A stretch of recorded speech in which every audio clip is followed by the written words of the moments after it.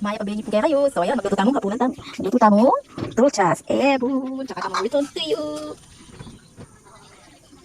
Lagyan ng taba. Ayan, mga nalagay yung bawon. Tataya pa. Tani sibuyas. Tataya mo. Lagyan tani dapat ng kamatis. Ito naman guys, yung kamatis. Madalang ng kamatis. So ayan, pag nalang ng bagay dapat tamang kamatis yan ang sayang. Pati.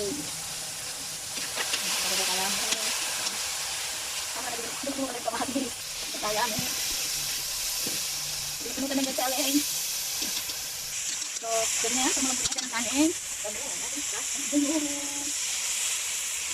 Patay dengan paminta.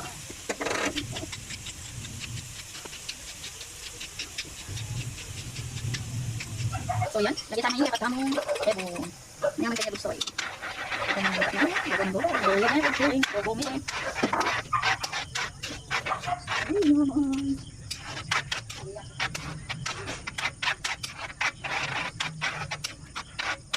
Nakapag bagay yung egg. Lagi kasi. So yan, lutuin kaya katamong tulcha, ebon. Yaman, kung sila naman kanini.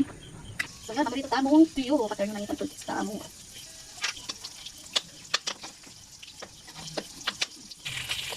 Ayan, kung mga lutuin kaya katamong tuyo, manandaan na.